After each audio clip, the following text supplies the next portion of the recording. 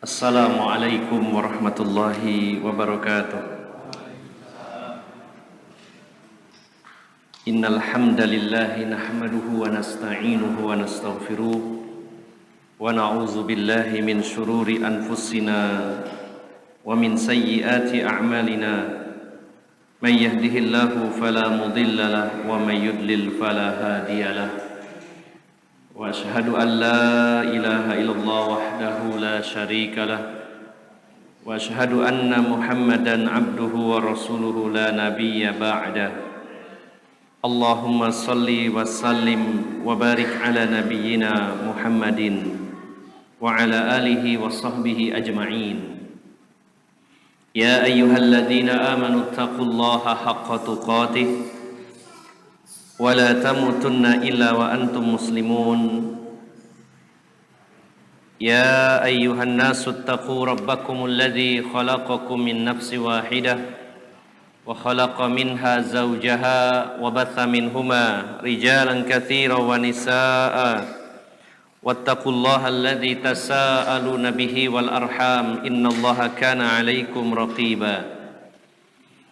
Ya ayyuhalladzina amanu taqullaha wa qulu qawlan sadida yuslih lakum a'malakum wa yaghfir lakum dhunubakum wa may yuti'illaha wa rasulahu faqad faza fawzan 'azima. Amma ba'd, fa inna asdaqal hadithi kitabullah wa khairal hadyi hadyu Muhammadin sallallahu alaihi wasallam wa syarrul umuri muhdatsatuha fa inna kulla muhdatsatin bid'ah wa kulla bid'atin dhalalah wa kulla dhalalatin finnar.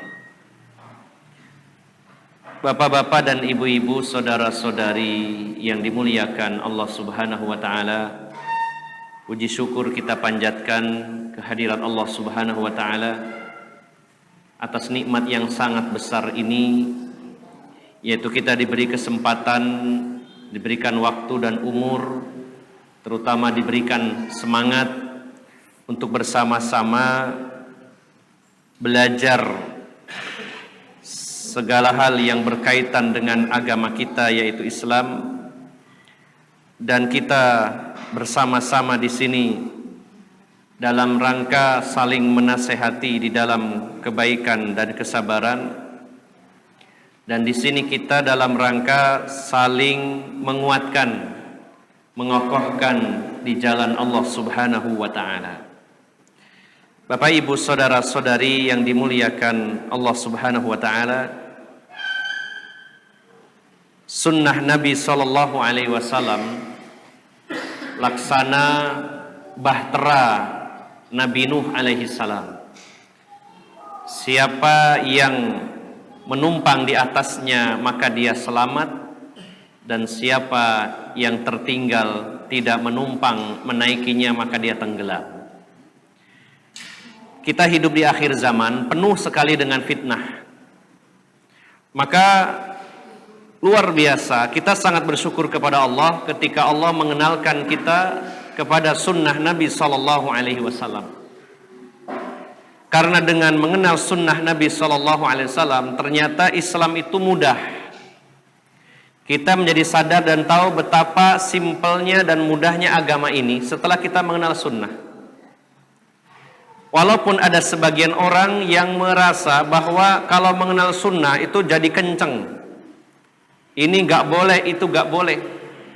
Sebenarnya kalau kita mau jujur, kalau kita kalkulasi sebelum kita mengenal sunnah Nabi SAW dengan setelah mengenalnya, justru kehidupan kita khususnya beragama ini semakin mudah dan semakin simpel. Sebagai contoh saja, ketika seseorang ingin melangsungkan pernikahan, maka sunnah mengajarkannya begitu mudah, begitu simpel. Setelah adanya ta'aruf, saling mengenal, yang sekaligus juga proses nazar, yaitu melihat calon antara yang laki dengan perempuan, tentunya dengan adanya aturan main di dalamnya, salah satunya juga ada mahram atau wali dari si wanitanya. Kemudian setelah itu adanya khitbah, lamar, Si laki-laki meminta kesediaan pada calon istrinya, apakah bersedia untuk menikah? Kalau iya, maka berlanjut kepada proses pernikahan. Yang juga sangat simpel, mulai dari maharnya.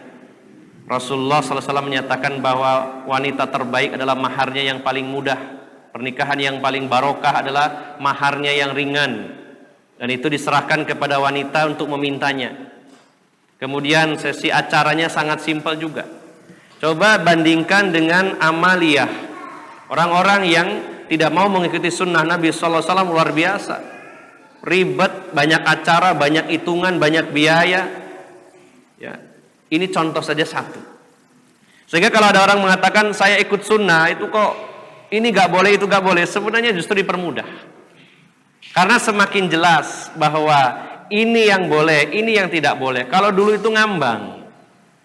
Ini boleh apa tidak? Kadang-kadang yang sesuatu yang dibolehkan dia tinggalkan. Kadang-kadang yang harusnya ditinggalkan dia lakukan. Maka dengan mengenal sunnah Nabi Sallallahu Alaihi Wasallam, kita memperdalam Al-Quran, kemudian hadis-hadis Nabi Sallallahu Alaihi Wasallam, kemudian bagaimana para sahabat, generasi terbaik umat ini memahami Al-Quran dan sunnah Nabi itu, dan bagaimana mengamalkannya. Kita tinggal mengikutinya saja di belakang. Maka agama ini begitu mudah. Sebagaimana juga Rasulullah menyatakan innad dina yusrun, agama itu mudah.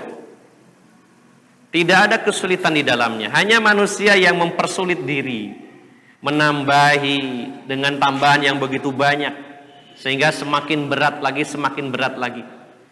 Maka Bapak Ibu, saudara-saudari yang dimuliakan Allah Subhanahu wa taala, kita harus menguatkan komitmen kita untuk berpijak di atas sunnah Nabi SAW, bahwa berpijak di atas sunnah Nabi adalah sebuah kenikmatan yang besar. Mengikuti sunnah Nabi SAW seperti menaiki perahu bahteranya Nabi Nuh. Kalau tidak naik, kita tenggelam. Apalagi di akhir zaman yang penuh sekali dengan fitnah hari ini. Bolak-baliknya hati manusia yang begitu mudah, pada hari ini sangat mudah terfitnah, sangat mudah terjebak. Karena begitu dahsyatnya tanda-tanda kiamat di akhir zaman ini, yang banyak membuat kita tergelincir dari jalan Allah Subhanahu wa taala. Maka gigitlah dengan gigi geraham kita. Peganglah kuat-kuat sunnah Nabi sallallahu alaihi wasallam ini. Ya, maka Bapak Ibu jamaah sekalian, alhamdulillah ada kesempatan kita bertemu, berkumpul. Di sini kita saling menguatkan, saling menasihati, saling mengokohkan. Dan di sini sebenarnya hakikatnya bersama-sama untuk belajar. Penulis kitab Asyratus Sa'ah, beliau pun menimba ilmu dari gurunya dan mempelajari Al-Quran dan Sunnah. Kemudian di sini saya bacakan kitab tersebut dengan sedikit tambahan penjelasan dan penjabaran. Jadi sebenarnya hakikatnya kita sedang belajar bersama. Saya bersama panjenengan belajar membacakan kitab ini, kemudian menambahin penjelasannya, atau berusaha mengkomunikasikan sebenarnya isi kitab ini apa gitu. Dan penulis pun sama, beliau juga belajar kepada gurunya. Beliau juga mengumpulkan Al-Quran dan Sunnah Nabi SAW. Jadi kita sedang proses bersama-sama mempelajari Kitabullah wa Sunnati Rasulillahi SAW. Semoga Allah senantiasa memberikan kemudahan kepada kita untuk memahami agamanya ini dan diberikan kekuatan serta semangat untuk bisa mengamalkannya. Bapak Ibu saudara-saudari yang dimuliakan Allah Subhanahu wa taala, kita lanjutkan kajian kitab Asyratus Sa'ah yang ditulis oleh Syekh Yusuf bin Abdillah Al-Wabil. Dan kita masih membahas tentang Asyratus Sa'atis Sughra, tanda-tanda kiamat yang termasuk tanda-tanda kecil. Malam hari ini kita masuk pada poin yang ke-47. Jadi tinggal sedikit yang tanda kecilnya, karena ada 57, ini sudah masuk 47. Ya kurang lebih 10 lagi, ya 10 atau 11, 10 ya. Masuk pada poin yang ke-47. Kathratul matari wa qillatun nabat. Banyaknya curah hujan tapi sedikitnya tanaman yang tumbuh. An Abi Hurairah radhiyallahu anhu qala Rasulullah sallallahu alaihi wasallam. Dalam sebuah hadis yang diriwayatkan dari Abu Hurairah, beliau berkata, bersabda Rasulullah sallallahu alaihi wasallam. Hadis ini diriwayatkan oleh Imam Ahmad dengan isnad yang sahih. Rasulullah bersabda, "La taqumus sa'atu hatta tumtiras sama' mataran." La taqumus sa'atu hatta tumtiras sama'u mataran la tukinnu minha buyutul madar wa la tukinnu minha illa buyutus sya'r. Atau syi'r. Tidak akan datang kiamat sampai terjadi di mana langit menurunkan hujan, maksudnya hujan turun dari langit, dan tidak mampu menahannya air hujan tersebut, rumah-rumah yang atapnya dari anyaman daun-daunan. Ini maksudnya hujannya sangat deras sampai rumah atau bangunan yang ditutup dengan atap dari daun-daunan, biasanya dengan anyaman ya. Kalau di sini yang umum itu dari alang-alang ya, atau dari apa lagi ya, ijuk mungkin ya. Kalau di Jawa Barat itu ada namanya kirai, dari semacam daun jenis palem, jenis kelapa tapi bukan kelapa. Pokoknya jenis daun-daunan yang dirakit, dirangkai untuk jadi atap. Tidak akan terjadi kiamat sampai hujan turun dari langit dan tidak mampu menahannya rumah-rumah yang atapnya dari daun-daunan yang dirangkai, yang dianyam. Wala tukinnu minha illa buyutus syar. Dan tidak akan mampu menahan derasnya hujan itu kecuali rumah-rumah yang atapnya dari bahan bulu. Artinya bahan bulu ini lebih bisa menahan air hujan karena mungkin lebih rapat daripada yang berbahan dari daun-daunan. Ini masih ngambang, dalam artian belum ada penjelasan detail tentang sedikitnya tanaman tapi derasnya hujan. Hanya menyatakan bahwa kiamat tidak akan terjadi sampai turun hujan yang sangat lebat. Nah, dilengkapi dalam hadis berikutnya dari sahabat Anas, an Anasin radhiyallahu anhu qala, dari sahabat Anas bin Malik radhiyallahu anhu, beliau berkata, qala Rasulullah sallallahu alaihi wasallam, bersabda Rasulullah Muhammad sallallahu alaihi wasallam, la taqumus sa'atu hatta yumtaran nasa mataran 'amma wa la tumbitul arda syai'a wa la tumbitul arda syai'a. Tidak akan terjadi kiamat sampai manusia diberi hujan secara merata, menyeluruh. Akan tetapi bumi tidak menumbuhkan sesuatu apapun. Salah satu tanda kiamat adalah akan banyaknya turun hujan, bahkan hujan itu merata, tapi tidak menjadi sebab turunnya hujan ini kesuburan pada tanah-tanah yang terkena hujan tersebut. Kita baca dulu bagaimana penjelasannya. Fa idza kana al-mataru sababan fi inbatil ardi fa inna lillahi ta'ala an yujida ma yamna'u hadzal sabab min tarattubil musabbab alaih. Wallahu ta'ala khaliqul asbab wa musabbabatiha wa la ya'jizuhu syai'. Jadi selama ini Allah menjadikan hujan itu sebagai sebab tumbuhnya tanaman-tanaman. Apapun jenis tanamannya, sebabnya karena ada air hujan atau air yang kita kasih kepada tanaman. Artinya Allah yang menumbuhkan tanaman itu, tapi Allah juga menciptakan sebabnya, yaitu adanya air. Karena kita tahu dalam pelajaran biologi bahwa tanaman itu kan juga butuh makanan, butuh nutrisi yang itu terdapat dalam tanah.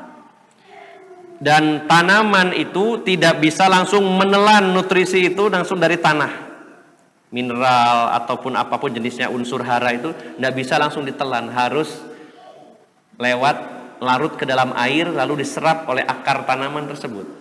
Ini sepintas kurang lebihnya begitu. Jadi kalau kita hanya ngasih nutrisi seperti pupuk saja tanpa adanya air, bagaimana caranya akar itu akan menelan pupuk tadi? Tidak bisa.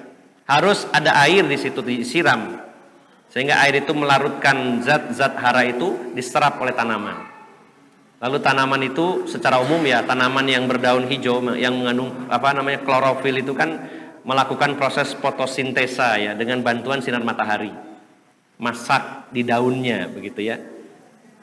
Dari proses ini menghasilkan buangan, gas buangan yaitu berupa O2, oksigen. Itu prosesnya kurang lebih ya, kalau nggak salah mengingat pelajaran dulu ya. Maka Allah jadikan sebab tanaman itu muncul dan tumbuh, itu sebabnya ada air. Terbukti ya, saya tadi pagi itu jalan-jalan ke Ranu Manduro itu ya. Kan lihat di fotonya kok hijau sekali, begitu datang sana loh kok kuning ya, coklat gitu ya. Kenapa? Karena musim kemarau. Mungkin musim hujan akan tumbuh rumput-rumput itu. Tinggal sisa sedikit yang hijaunya ya. Itu menunjukkan bahwa air Allah jadikan sebab tumbuhnya tanaman. Nah, maka secara umum Allah jadikan air, khususnya air hujan, sebagai sebab tumbuhnya tanaman di bumi. Ya. Akan tetapi wewenang Allah Subhanahu wa taala, ya, wewenang atau hak Allah Subhanahu wa taala untuk menahan sesuatu yang menjadi sebab. Artinya begini, kalaupun air hujan itu menjadi sebab tumbuhnya tanaman, tapi kalau Allah menghendaki ini ada hujan tapi tidak tumbuh, Allah bisa. Jadi intinya gini Bapak Ibu jamaah sekalian, Allah itu bisa melakukan apapun tanpa sebab sebenarnya ya. Allah bisa melakukan apapun sesuai kehendaknya. Ya, tidak ada yang bisa menghalangi tanpa sebab. Tidak harus selalu diberikan sebab. Namun karena keadilan Allah, Allah jadikan sebab. Ya. Maka Allah jadikan sebab. Nah, tapi Allah pun berkuasa, walaupun Allah jadikan sebab, tapi suatu saat Allah jadikan bahwa sebab ini tidak menghasilkan sesuatu. Contohnya hujan. Secara asal air hujan itu menjadi sebab tumbuhnya tanaman. Tapi bagi Allah sangat mudah, walaupun hujan itu turun tapi tanamannya nggak tumbuh, sangat mungkin dan bisa bagi Allah Subhanahu wa taala. Nah, maka tanda kiamat yang nomor 47 ini adalah secara asal air hujan menjadi sebab tumbuhnya tanaman, tapi bagi Allah bisa menurunkan hujan tanpa menghasilkan tumbuhnya tanaman. Dan ini menjadi Allah jadikan salah satu tanda kiamat. Jadi nantinya kalau hujan itu turun dengan derasnya di banyak tempat secara merata, tapi banyak orang yang tidak bisa panen, banyak tidak bisa menanam pohon, maka itu tandanya kiamat sudah dekat. Sebagai tambahan ada satu hadis lagi, itu hadis yang diriwayatkan Imam Muslim dari Abu Hurairah, bahwasanya Rasulullah SAW bersabda, "Laisatis sanatu bi an la tumtaru, walakinnas sanata an tumtaru wa tumtaru wa la tumbitul ardu syai'a." Bukanlah disebut paceklik itu ketika tidak turun hujan.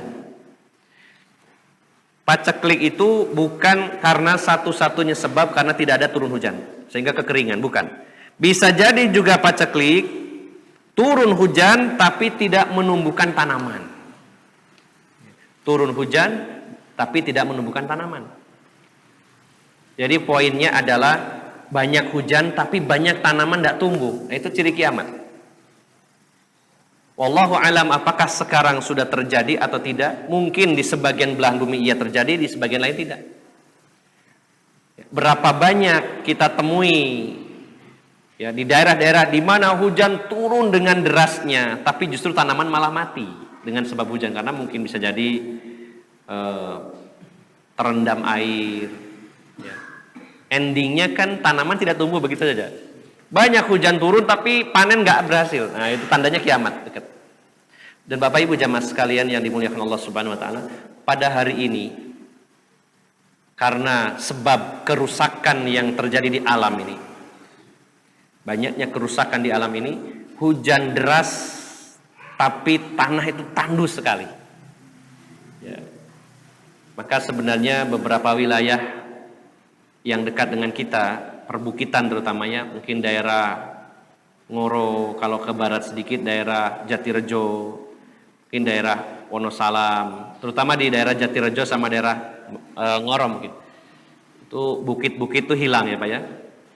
Bukit yang tadinya hijau, bagus, dibeli oleh seseorang, ngomongnya beli tanah. Tapi setelah dijadi miliknya, tanah itu dikeruk. Sirtunya dijual, batunya dipecah jadi apa namanya? Batu kecil-kecil, semuanya jadi duit. Dieksploitasi habis-habisan ya. Dan qadarullah, ada oknum-oknum ya pemerintah yang harusnya melindungi alam dari kerusakan ini karena ya oknum ya, tidak semuanya. Oknum dari pejabat, oknum dari pemerintah setempat. Allah alam apa dapat bagian atau bagaimana itu dibiarkan. Ya. Bahkan sampai nun sewu preman-preman sekitar juga dikasih semuanya supaya aman. Ya.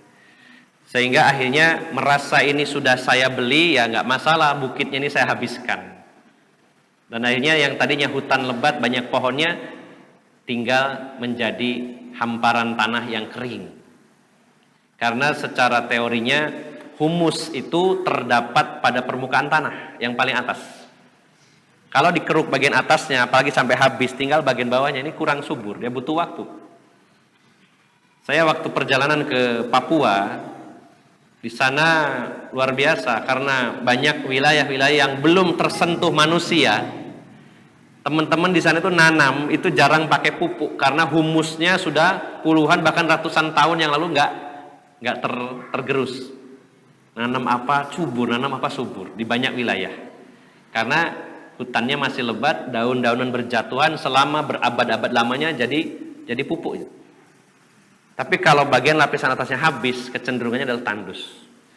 Maka ketika bukit-bukit ini habis, rata, tandus, walaupun tumbuh cuma rumput, hujan deras tidak ngefek, ya, lewat saja begitu. Dan tidak menghasilkan sesuatu. Ya. Maka, wallah alam detailnya seperti apa, namun pada intinya adalah ciri kiamat yang poin ke-47 itu, banyak hujan, tapi dengan banyaknya hujan di sebagian wilayah tidak menyebabkan banyaknya hasil panen, tetap paceklik. Entah itu karena air hujannya tidak tertampung ya lewat begitu saja, atau bisa jadi justru terlalu banyak air hujannya sehingga justru malah merusak pertanian. Dan ini akhir tahun-tahun terakhir ini luar biasa. Banyak orang gagal panen itu justru karena banjir bandang, banjir habis semuanya. Padi yang luasnya ribuan hektar karena terendam air beberapa hari saja sudah busuk habis. Dan itu kalau banyak terjadi maka hujan ini tidak membawa kesuburan, justru membawa paceklik. Nah, maka jika sudah banyak terjadi seperti itu, Allah turunkan hujan dari langit tapi tidak menyebabkan tumbuhnya tanaman-tanaman di bumi atau hasilnya justru tidak maksimal, maka itu tanda kiamat sudah sangat dekat. Ya. Ini poin yang ke-47. Kita lanjutkan Bapak Ibu jamaah sekalian. Tanda kiamat nomor 48. Yaitu hasrul furati an jabalin min zahabin. Atau hasrul furatu an jabalin min zahabin. Tersingkapnya sungai Furat. Ya. Jadi tersingkapnya sungai Furat sehingga timbunan emas yang ada di dalamnya itu tersingkap atau muncul. Jadi kurang lebihnya kalau saya sederhanakan bahasanya mungkin maksudnya adalah munculnya gunung emas ya. Jabal itu semacam gunung atau tumpukan atau timbunan ya. Munculnya timbunan emas ya karena tersingkapnya Sungai Furat ya, Furat ya. Sungai Furat ini dalam bahasa Arab dan Turki ya, tapi kalau dalam bahasa umum ya, terutama dalam bahasa Sumeria itu dikenal dengan nama Sungai Efrat gitu ya. Yang lebih terkenal adalah Sungai Efrat, itu sama. Efrat dan Furat ya. Ini dalam bahasa Arab dan bahasa Turki sama, Al-Furat. Yang kita sering dengar dalam sejarah adalah Sungai Efrat. Kita waktu sekolah dulu masih ingat ya, saya masih ingat ketika membahas tentang sejarah-sejarah kejayaan dunia, kita pernah mendengar kerajaan Mesopotamia ya, pernah ya. Nah, Mesopotamia ini berada di antara dua sungai besar, yaitu Sungai Efrat dan Tigris, masih ingat ya. Nah, ini dua sungai ini memang berdampingan. Dan Sungai Efrat ini sungai yang sangat panjang. Ya, ada sekitar panjangnya 2.800 km. 2.800 km. Panjang sekali ya. Jarak antara Anyer Panarukan sepanjang Pulau Jawa itu kurang lebih 1.000 ya, 1.000 meter. 1.000 kilometer, maaf. Ya. Ujung barat Jawa Barat dan ujung timur Jawa Timur itu kurang lebihnya sebagaimana dulu di zaman Belanda dibangun jalan apa itu ya namanya? Daendeles ya, sepanjang kurang lebih 1.000 km. Nah, panjangnya Sungai Furat atau Efrat ini 2.800, jadi hampir 3 kalinya panjangnya Pulau Jawa. Ya, sehingga sungai ini panjang sekali. Ya. Dan hulu sungainya ada di Turki bagian timur, kemudian melintasi Syria, melintasi Irak, kemudian Iran, dan di Saudi Arabia bergabung dengan Sungai Tigris, menyatu. Ya, disebut Syattul Arab ya, Sungai Syattul Arab yang berujung di Teluk Persia. Jadi panjang sekali. Nah, ini adalah tentang Sungai Efrat yang sangat panjang dan menjadi sebab suburnya wilayah yang dilalui. Baik itu untuk pertanian, peternakan, bahkan untuk konsumsi manusia, dengan sebab Allah jadikan sungai ini. Luar biasa. Maka salah satu tanda kiamat adalah tersingkapnya timbunan atau gunung emas di Sungai Efrat. Yang pertama dari hadis Abu Hurairah, hadis Sahih Bukhari ya, dan Sahih Muslim. Jadi hadis riwayat Bukhari Muslim, hadis Sahih. Itu dalam kitab Sahih Bukhari, Kitabul Fitan, Babu Khurujin Nar. Begitu pula dalam Sahih Muslim, dalam Kitabul Fitani wa Asyratus Sa'ah, kitab tentang fitnah-fitnah dan tanda-tanda kiamat yang terdapat dalam Sahih Muslim. Sehingga hadis ini adalah hadis muttafaqun alaih. Bahwasannya Rasulullah sallallahu alaihi wasallam bersabda, "La taqumus sa'atu hatta yahsiral furatu an jabalin min dhahabin. Yaqtatilun nasu alai fayuqtalu min kulli mi'atin tis'atun wa tis'un wa yaqulu kullu rajulin minhum la'alli akuna ana alladhi anju." Rasulullah sallallahu alaihi wasallam bersabda, tidak akan datang atau tidak akan terjadi kiamat sampai tersingkapnya gunung emas di Sungai Furat atau Sungai Efrat. Dan manusia akan saling membunuh, berperang antara yang satu dengan yang lainnya. Maka akan terbunuh dari setiap 100 orang itu yang terbunuh 99 orang. Dan akan berkata setiap dari mereka, la'alli akuna analladzi anju. Mudah-mudahan sayalah yang selamat. Dengan bahasa kita, orang yang berebut gunung emas di Sungai Efrat itu akan bertempur, berperang, dan 99%-nya mati, yang selamat cuma 1%. Sehingga setiap orang berpikiran, sayalah mudah-mudahan yang selamat dan mendapatkan emas ini. Jadi rebutan gitu. Kemudian Bapak Ibu jamaah sekalian, yang penting di sini dikutip oleh penulis, walaisal maqsudu bihadzal jabal min dhahabin an-naftu au al-bitrul al-aswad. Yang dimaksud dengan gunung emas ini bukanlah minyak bumi, bitrul atau petrol ya, itu mungkin bahasanya. Ini juga bahasa serapan ya, bukan bahasa Arab asli. Orang Arab mengambil bahasa dari luar. Ya, kita mengenalnya petrol ya, petroleum gitu ya. Bitrul al-aswad, jadi minyak hitam atau minyak bumi. Kama yaradzalika Abu Ubayyah fi ta'liqihi 'ala nihayah wal alfitan wal malahim li Ibnu Katsir wa dzalika min wujuh. Jadi ada salah satu ulama yang bernama Abu Ubayyah, ketika beliau menjelaskan yaitu kitab yang ditulis oleh Ibnu Katsir. Kita mengenal ada kitab, salah satu kitab yang ditulis oleh Imam Ibnu Katsir, yaitu kitab Al-Bidayah wan Nihayah. Al-Bidayah wan Nihayah, dari yang permulaan hingga yang akhir. Jadi kitab ini saya belum pernah membaca secara utuh, tapi nukilan-nukilan, sehingga kita dapat gambaran bahwa kitab Imam Ibnu Katsir yang berjudul Al-Bidayah wan Nihayah ini luar biasa. Dari mulai penciptaan langit dan bumi, penciptaan makhluk-makhluk Allah termasuk penciptaan Nabi Adam, kemudian juga sejarah manusia dan seterusnya sampai hari kiamat. Beliau tulis dalam kitab tersebut. Dan subbab yang membahas tentang kiamat yaitu Kitabul Fitan wal Malahim. Kitab tentang fitnah-fitnah dan malahim. Malahim itu jamak dari malhamah atau malhamah. Kita sering mendengar kata laham. Laham itu apa? Daging ya. Lahmul hinzir. Laham adalah daging. Malham tentang tempat pemotongan daging. Malham. Sehingga istilah malhamah artinya tempat pembantaian, maksudnya adalah perang ya.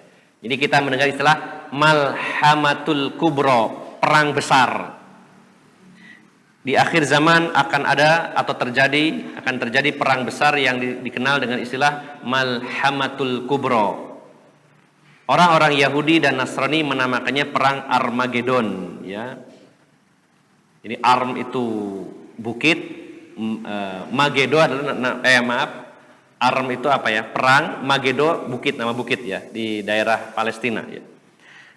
Mereka meyakini bahwa di akhir zaman nanti akan ada perang yang menang, perang Armageddon. Walaupun difilmkan, tapi ini cuma salah satu prediksi saja ya. Dalam film Armageddon itu ada meteor yang jatuh ke bumi, sehingga dengan benturan yang terjadi antara meteor yang sangat besar dengan bumi itu, luluh lantaklah bumi. Sampai berbulan-bulan matahari tertutup oleh debu akibat benturan itu.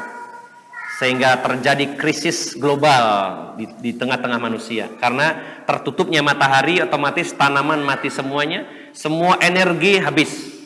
Listrik tidak ada, LPG tidak ada, semua amunisi rusak, internet apalagi nggak ada semuanya. Kembali ke zaman primitif, atau kembali ke zaman di mana manusia tidak memakai senjata modern. Sehingga perang yang terjadi setelah peristiwa itu perang dengan persenjataan klasik atau tradisional. Dan ini di dalam Islam diakui karena ada hadis-hadis Nabi SAW yang menjelaskan tentang itu. Hanya saja di dalam akidah Islam tidak dijelaskan penyebab habisnya persenjataan modern itu sebab apa. Para ulama hanya menjelaskan bahwa habisnya persenjataan modern itu karena banyaknya pertempuran sehingga lama-lama habis. Dan ternyata kalau kita membuka kitabnya Albert Einstein ya, saya sebut buku lah gitu ya. Bukunya Albert Einstein, salah satu hasil risetnya dia bahwa dia mengatakan tentang hukum kekekalan energi. Masih ingat ya? Saya juga meraba-raba ini ya. Hukum kekekalan energi ya. E MC kuadrat kalau nggak salah ya rumus itu ya. Masih ingat saya. Ya. E MC kuadrat. Nah, di mana salah satu poinnya adalah bahwa energi itu tidak bisa diperbaharui. Masih ingat pelajaran itu? Energi itu kalau dipakai habis, tidak bisa diperbaharui.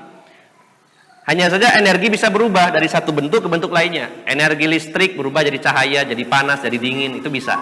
Tapi kalau diperbaharui, dimunculkan kembali tidak bisa, habis. Sampai beliau mengatakan bahwa saya tidak tahu di masa depan orang berperang apakah pakai tombak atau batu, kata Albert Einstein. Nah, kita umat Islam lebih pintar dari Albert Einstein karena dapat informasinya dari Rasulullah Sallallahu Alaihi Wasallam. Tahun berapa Albert Einstein menulis hal tersebut? Kan tidak terlalu lama, baru-baru saja, mungkin pada abad ke-18 atau 19 kan.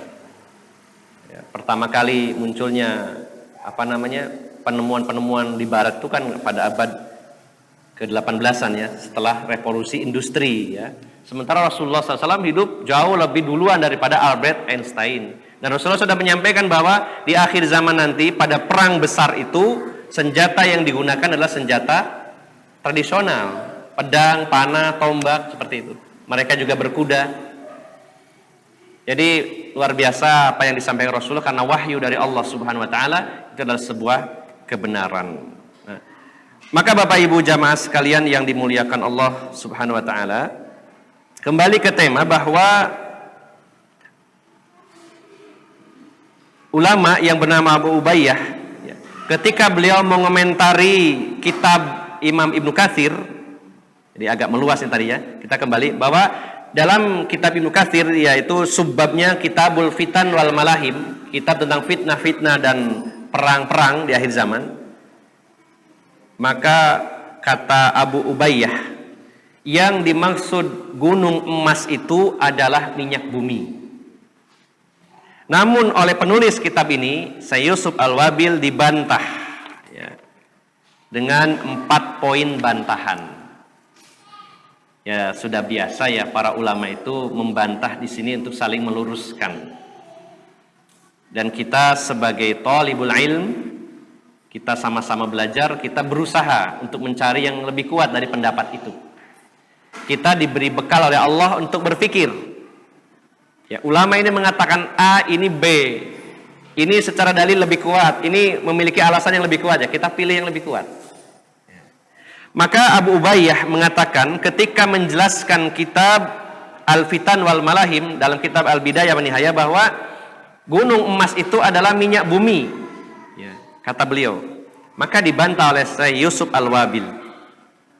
Yang pertama, bantahan beliau, ini penulis kitab ini ya, kitab Asyratus Sa'ah, Syekh Yusuf bin Abdullah bin Yusuf Al-Wabil. Intinya gini, kata beliau Syekh Yusuf Al-Wabil yang penulis kitab ini, yang dimaksud gunung emas itu bukan minyak bumi. Kenapa? Yang pertama, annan nasa ja'a fi jabalun min dhahabin wal bitrulu laisa bidhahabin 'alal haqiqah fa inna dhahaba huwal ma'danul ma'ruf. Kata beliau yang pertama, kenapa saya bantah bahwa gunung emas itu bukan minyak bumi? Kenapa? Yang pertama, nas hadis tentang ini, yaitu tentang gunung emas tersingkap di Sungai Efrat, kalimatnya jelas, jabalun min dhahabin, gunung emas. Adapun minyak bumi itu bukan emas yang sesungguhnya, walaupun ada sebagian orang mengatakan emas hitam. Ya, tapi itu kan bukan sebenarnya, cuma kiasan karena bernilai gitu maksudnya ya. Bukan benar-benar emas, beda jauh. Ya. Nah, pertama dalam memahami dalil, intinya gini, ini saya tambahkan saja. Dalam memahami dalil yang termudah adalah kita hukumi asalnya saja, secara hakikat, secara asal, ya asal. Kecuali nanti kalau ada penjelasan lain yang diistilahkan dengan qarinah yang menjelaskan makna lain. Tapi kalau nggak ada makna lain ya kita hukumi ke makna asalnya. Kalau Rasulullah bilang gunung emas, ya gunung emas. Itu pertama. Karena emas, fa inna dzahaba huwal ma'danul ma'ruf. Emas itu salah satu bahan tambang yang sudah dikenal, ya berupa logam. Sementara minyak bumi bukan logam. Beda jauh antara emas dengan minyak bumi. Walaupun orang-orang mengatakan minyak bumi itu adalah emas hitam karena maksudnya punya nilai yang termasuk komoditas yang bernilai. Bagaimana ada orang mengatakan Saudi Arabia sangat kaya raya dengan emasnya, tapi sebelum emas yang sesungguhnya, mereka kerajaan Saudi itu memiliki kekayaan yaitu emas hitam, yaitu dari minyak buminya gitu. Itu hanya istilah saja, disamakan sama-sama namanya emas hitam karena nilainya cukup tinggi gitu. Tapi bukan hakikat. Maka kata Sayyid Yusuf Al-Wabil, nasnya, dalilnya menjelaskan jelas sekali, jabalun min zahabin, gunung emas.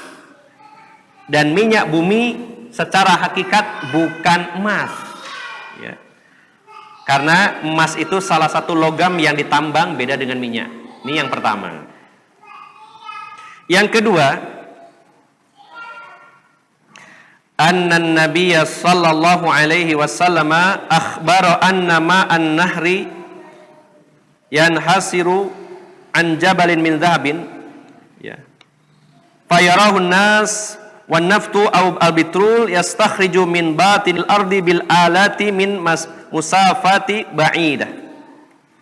Rasulullah sallallahu alaihi wasallam mengabarkan bahwa air sungai Efrat yang tersingkap sehingga ada gunung emas, ya, ini menunjukkan bahwa di sini air sungai, Rasul mengatakannya air sungai, ya. Sementara minyak itu keluar dari bumi dan itu harus diusahakan, digali. Maksudnya begini, kenapa Sayyid Yusuf Al-Wabil berpendapat bahwa gunung emas ini bukan minyak bumi? Karena alasan yang kedua, kalau dalam hadis Nabi itu tersingkap dengan sendirinya, ya tentunya dengan kehendak Allah, tapi terbuka, oh ada emas gitu. Sementara minyak bumi itu harus digali dulu, harus dibor, harus diambil gitu ya. Secara umum begitu. Walaupun mungkin ada sebagian minyak bumi yang tiba-tiba keluar, tapi jarang. Kebanyakan memang harus dibor, harus digali. Jadi harus dicari dengan alat, ya mirip alatnya itu dengan yang digunakan orang untuk mendeteksi gempa. Karena memang bumi ini kan berupa lapisan tanah dan bebatuan, ya nggak mungkin bisa ditembus dengan teropong. Ya. Bisanya apa? Dengan gelombang semacam seismik gitu, gelombang seismik. Dipancarkan gelombang, nanti nabrak batu-batu, kemudian dipantulkan kembali, ditangkap oleh sinyalnya ke monitor, baru dideteksi ini ada minyaknya enggak. Jadi prosesnya panjang, enggak asal muncul gitu. Beda dengan emas yang dikabarkan Rasulullah itu tersingkap, namanya tersingkap bukan dicari.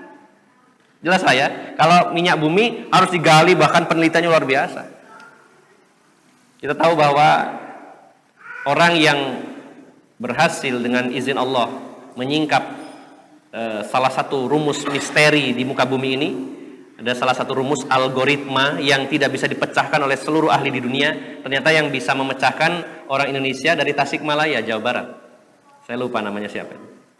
Dan orangnya juga berjenggot. Ya, kalau ada orang mengatakan semakin panjang jenggot semakin bodoh, nah itu nggak benar. Karena penemu, pemecah misteri rumus, salah satu rumus algoritma apa namanya lupa. Itu dari Indonesia, dari Jawa Barat, Tasikmalaya. Dan dengan dipecahkannya rumus itu, ya, penemunya ini, yang memecahkan ini menjadi orang yang sangat mahal di dunia karena seluruh dunia memperebutkan orang ini. Kenapa? Orang ini akan dengan sebab dia mengetahui rumus itu akan bisa mendeteksi di mana titik-titik di bumi ini yang ada minyaknya. Sehingga aja disewa oleh kerajaan Saudi, dibayar mahal. Inilah mahalnya ilmu. Padahal orangnya dari Indonesia, tapi Indonesia nggak mau mengambilnya. Diambil oleh Saudi. Maka untuk menghasilkan minyak bumi itu luar biasa sulitnya. Harus ada tenaga ahli, harus ada alat khusus. Sementara kalau emas di Sungai Efrat itu tersingkap begitu saja. Maka kalau dikatakan bahwa gunung emas itu adalah minyak bumi kurang tepat. Karena apa? Kalau minyak bumi kan harus dicari. Kalau ini enggak, tersingkap begitu saja. Ini alasan kedua. Kita lanjutkan dulu ya, sekalian sampai selesai baru nanti sholat ini. Kita lanjutkan sedikit lagi. Jadi kata Syekh Yusuf Al-Wabil, menurut saya gunung emas itu bukan minyak bumi. Karena yang pertama, nasnya, dalilnya jelas mengatakan Jabalun min zahabin, gunung dari emas, bukan minyak bumi. Beda antara minyak bumi dengan emas. Yang kedua, Rasulullah juga menjelaskan bahwa itu tersingkap, muncul saja begitu saja. Sementara minyak bumi harus dicari, digali. Ini belum terlalu kuat, tapi alasan berikutnya lebih kuat lagi. Yang ketiga, anna Nabiya sallallahu alaihi wasallam khassal furatu bihadza duna ghairihi minal bihari wal anhar. Wan naftu narahu yustakhraju minal bihari kama yastakhriju minal ardi wa fi amakini katsiratin mutaaddidatin.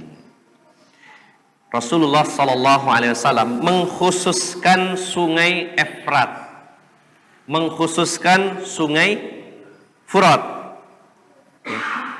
dan tidak disebutkan sungai yang lainnya. Sementara kalau minyak bumi itu munculnya di banyak tempat. Kalau gunung emas yang dimaksud itu adalah minyak bumi, nggak tepat. Kenapa? Karena minyak bumi itu muncul di mana saja. Kenapa Rasulullah mengkhususkan sungai Efrat? Artinya itu bukan minyak bumi. Kalau diartikan minyak bumi, nggak pas. Karena apa? Karena minyak bumi munculnya di banyak tempat, bukan hanya di sungai Efrat. Bahkan yang paling banyak, terutama di lautan ya, di lepas pantai. Ditemukannya minyak bumi rata-rata di lepas pantai, kebanyakan. Ada juga yang di permukaan bumi, memang di tanah ya. Jadi kalau dikatakan bahwa minyak bumi adalah gunung emas itu, maka tidak tepat karena minyak bumi terdapat di banyak tempat, sementara Rasulullah mengkhususkan sungai Efrat. Ya. Ini poin yang ketiga. Yang keempat, anna Nabiyya sallallahu alaihi wasallam akhbara anna an-nasa sayaqtatiluna 'inda hadzal khanzu wa lam yahsilu annahum iqtatalu 'inda khurujin naftu minal furati aw ghairihi bal inna an-nabiyya sallallahu alaihi wasallam naha man hadara hadzal kanzu an ya'khudha minhu syai'a. Jadi yang keempat itu tidak tepat kalau gunung emas dikatakan itu sebagai minyak bumi. Kenapa? Karena manusia saling membunuh dalam hadis tadi, untuk mendapatkannya saling membunuh. Apakah ini berlaku bagi minyak bumi? Ya mungkin ada sebagian negara yang berperang memperebutkan minyak bumi, tapi tidak selalu ya. Berapa banyak negara-negara yang ngebor minyak buminya dengan nyaman, dengan aman, dengan leluasa, nggak terjadi perebutan. Bukankah dalam hadis tadi sampai 90%-nya mati, yang selamat 1%? Maka kalau dikatakan bahwa gunung emas itu adalah minyak bumi, tidak tepat, karena tidak selalu orang mendapatkan minyak bumi dengan berkelahi dan bertempur, tidak saling membunuh. Sementara Rasulullah mengkhususkan di sungai Furat dan saling membunuh. Dan ada tambahan lagi, ini walaupun dimasukkan poin 4, sebenarnya mungkin poin 5. Bahwasanya kalau orang yang memperebutkan emas di Gunung Efrat itu secara asal Rasulullah melarangnya untuk mengambilnya. Jadi selain ada hadis yang menjelaskan bahwa akan tersingkapnya gunung emas di Sungai Efrat, ada hadis lain yang menyatakan bahwa tidak boleh siapapun untuk menyentuhnya atau mengambilnya. Yaitu di dalam hadis Sahih Muslim, Rasulullah SAW bersabda, ini dari hadis Ubay bin Ka'ab. Beliau berkata, la yazalun nasu mukhtalifatun a'naquhum fi talabid dunya. Kata Ubay bin Ka'ab sebelum menyampaikan hadis Nabi, Ubay berkata, tidak henti-hentinya manusia itu mukhtalifatun, yaitu berbeda-beda, beraneka ragam leher-leher mereka dalam mencari dunia. Maksudnya itu betapa banyaknya manusia itu menggunakan cara-cara masing-masing untuk mendapatkan dunia. Dan saya telah mendengar Rasulullah bersabda, yusikul furatu an yuhsara an jabalin min dhahabin faman hadarahu fala ya'khud minhu syai'a. hampir-hampir saja Sungai Furat tersingkap darinya gunung emas. Maka siapa yang mendapatinya, hadir di sana, man hadarahu, siapa yang mendapatinya, fala ya'khud minhu syai'a, maka janganlah sekali-kali mengambil bagian dari emas tersebut. Kenapa? Dijelaskan di sini bahwa seseorang jangan mengambil dari emas tersebut karena akan terjadi fitnah, yaitu saling membunuh. Kalau kamu mau ngambil, pasti kamu akan harus berkelahi dulu, harus berperang dulu, dan bisa jadi kamu yang terbunuh. Maka kata Rasulullah, jangan tergiur kalau muncul emas di Sungai Efrat, jangan tergiur. Kenapa? Bisa jadi kamu yang celaka. Gak usah, itu fitnah. Apakah ini berlaku untuk minyak bumi? Kalau gunung emas itu diartikan minyak bumi, berarti orang nggak boleh ngambil minyak bumi. Ya Pak, jelas ya. Kalau memang diartikan minyak bumi, berarti orang nggak boleh ngambil minyak bumi. Sementara tidak ada larangan seperti itu. Nah, jadi intinya Bapak Ibu jamaah sekalian yang dimuliakan Allah Subhanahu Wa Taala, kesimpulan akhirnya bahwa di antara tanda-tanda kecil dari kiamat adalah tersingkapnya timbunan atau gunung emas di Sungai Efrat, dan itu bukan yang dimaksud bukan minyak bumi tapi emas yang sebenar-benarnya, yaitu salah satu jenis logam mulia yang akan diperebutkan oleh manusia sehingga manusia saling membunuh di antara mereka, dan kita sebagai umatnya Rasulullah menyarankan jangan ikut terlibat dalam memperebutkannya karena itu adalah fitnah. Nah, dan yang terakhir Bapak Ibu jamaah sekalian, berita terbaru dari Sungai Efrat yang saya dapatkan bahwa sejak 2021 sampai hari ini terjadi penurunan debit air Sungai Efrat yang sangat signifikan. Bahkan banyak orang yang sampai pindah, yang tadinya tinggal di sekitaran bantaran sungai atau di sekitar bibir sungai ini, banyak yang hijrah karena apa? Kesulitan air. Jadi semakin surut. Hewan ternak mereka kesulitan mendapatkan airnya. Jadi surutnya luar biasa. Miliaran kubik sudah hilang. Ya, sebagai pemicunya adalah adanya iklim panas yang merusak tatanan alam, khususnya air, sehingga menjadi kering. Jadi bahkan sampai tandus. Di beberapa banyak wilayah, terutama Suriah dan Irak, terjadi kekeringan ketika debit air Sungai Efrat ini menurun drastis. Wallahu alam, apakah ini bisa jadi juga pertanda bahwa akan tersingkapnya gunung emas, karena bisa jadi gunung emas itu tertutup oleh air Sungai Efrat ini. Ketika airnya surut, maka muncullah, terlihatlah gunung emas ini. Kita tunggu saja, barangkali saat gunung emas ini muncul kita masih hidup, ya. Kita akan dengar beritanya yang pastinya akan viral nanti saat itu, ya. Tapi wallah alam kita masih mendapatinya atau tidak, kita juga tidak tahu. Tapi kita yakin bahwa itu akan terjadi. Sehingga ciri atau tanda kiamat yang nomor 48 ini belum terjadi, ya, akan terjadi insya Allah. Inilah Bapak Ibu jamaah sekalian, dua tanda-tanda kecil dari kiamat. Yang pertama, banyaknya curah hujan tapi sedikitnya tanaman yang tumbuh atau sedikitnya panen. Kemudian yang kedua, tersingkapnya timbunan atau gunung emas di Sungai Efrat, dan emas yang dalam arti sesungguhnya. Demikian Bapak Ibu jamaah sekalian, mudah-mudahan bermanfaat dan mudah-mudahan bisa kita pahami, dan semoga Allah senantiasa menjaga kita semuanya dari semua fitnah-fitnah akhir zaman. Dari awal hingga akhir, saya mohon maaf yang sebesar-besarnya. Aqulu qauli hadza wa astaghfirullaha li wa lakum wa akhiru da'wana anil hamdulillahi rabbil alamin. Wassalamualaikum warahmatullahi wabarakatuh.